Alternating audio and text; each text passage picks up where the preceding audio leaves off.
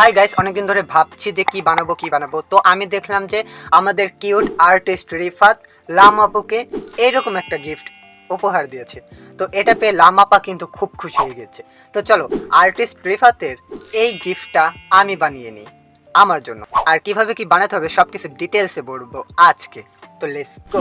এই কাজটা শুরু করার জন্য আমাদের প্রথমত এডিট করা কিছু ছবি প্রিন্ট করে নিতে হবে কম্পিউটারের দোকান থেকে। বাসায় সব সামগ্রী এক জায়গায় করতে হবে এবং ভুললে চলবে না আমাদের কি কি দরকার। পুরাতন ক্যানভাসটাকে এবার আমি আঠা দিয়ে ডেকোরেট করা শুরু করেছি। প্রথমত হলুদ কাগজ এবং তলপিঠে আমি আঠা দিয়ে কালো কাগজ মুড়িয়ে নিয়েছি এবং ফ্রেমের চারিদিকে কালো এবং মাঝখানে আমি যে কোনো আমার ইচ্ছা মতো রং করে নিতে পারি এবং তুমিও চাইলে নিতে পারো। এখানে আমি সিলভার কালার করে শুকিয়ে নিয়েছি। এরপর আমাদের প্রিন্ট যে কাগজটি ছিল সেগুলো কাট করে নিয়েছি। এরপরে আমি আমার মন পছন্দ মতো যেসব জিনিস প্রয়োজন সেগুলো আমি একে একে ইউজ করা শুরু করেছি।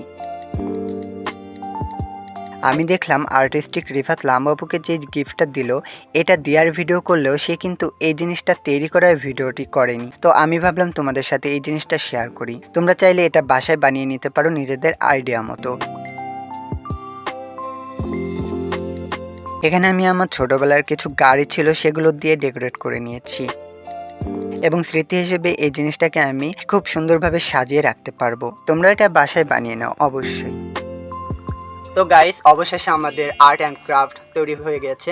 তো আমি চেষ্টা করেছি আর্টিস্টিক রিফাতের মতো তৈরি করার জন্য, তবে আমি ভাবলাম যে আমার মতো করেই আমি তৈরি করি, কিছু ইউনিক দেই এবং এটা নিজের জন্যই তৈরি করে নিই। তো তোমরা কমেন্ট করে জানাও এটা কেমন হয়েছে।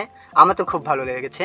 তো এবার চলো আজকের মতো এখানেই বিদায় জানাচ্ছি। দেখা হবে নেক্সট ভিডিওতে, এবং নেক্সট ভিডিও তোমরা কি চাও সেটাও কমেন্ট করে জানাও। আর তোমরা যদি ক্যানভাসের উপর না তৈরি করে একটি কাগজ দিয়ে পুরো ফ্রেম তৈরি করতে চাও এবং পুরো জিনিসটাই তৈরি করতে চাও, তাহলে কমেন্ট করে জানাও। আমি নেক্সট ভিডিওতে তোমাদেরকে পুরো ভিডিওটাই শেয়ার করব। আমার তো খুব ভালো লাগছে। Bye bye.